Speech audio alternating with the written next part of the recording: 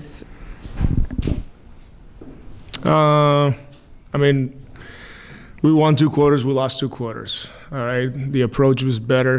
The fight from the first quarter, I was very happy with the way we came out of the halftime. I was happy with. We struggle. Obviously, they're the number 1 defense for a reason.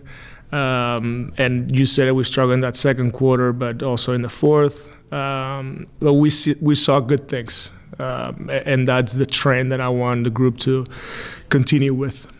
With the way you guys came out in that second half, just what were some of the changes that you were trying to preach to the guys at half? Yeah, it was, handling their pressure. I also thought that, getting the stops when you get to your spots in transition, I think it's a little easier to find those shots. So, we had to score out of turnovers, which at the end, if you look, we scored 22 points out of their turnovers, right? So we beat them by 7 right there. They scored 15 out of our 21 turnovers. So I think that helps us. We're good defensively, get stops. We're able to run. We create turnovers. So that was good to see. Better cutting. I think Mike did a great job in the third quarter, finishing his cut to all the way to the rim. As stalled as he is, Deron and Danny did a great job throwing the ball over the top. So finishing cuts for him is important because he attracts, everybody's got to pay attention to him. And that was good. That was a good way to finish the quarter, to get it close, to fight for the game. And unfortunately, we couldn't finish it. You mentioned just like the defensive pressure that this team has. In what ways did that affect or do anything for you guys when it comes to the 3-point shots? Yeah, I think that, when you play under duress, you feel it, and you feel you don't shoot it as open, right? And they do a great job. Like I said, there's a reason why they're number 1 defense, but the 17% is, something that I'm not worried about because I know the shots are going to go in. So we just got to continue to be convinced and should take those shots.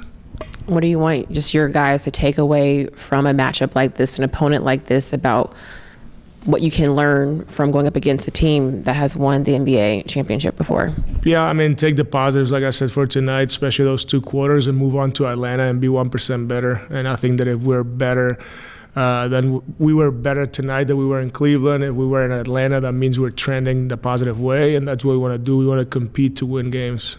We haven't seen Diego or Michael Porter Jr. play in back-to-backs. Either they missed the first half or the second half. When you look at this game, how would you just evaluate and assess how they were able to manage their minutes and go out there and play? Yeah, more of evaluating is us, in a second of a back-to-back. But I'm not evaluating anything. Probably medical and performance are the ones, because that's the most important thing. Their bodies, see how they feel, see how we move forward. But yeah, I'll watch film. Once again, I'm not worried about going 1 for 9 and 1 for 8 from 3 because I know they're elite shooters and the shots are going to go in. So I expect them to go crazy and make a lot of threes soon. Thank you. Thanks.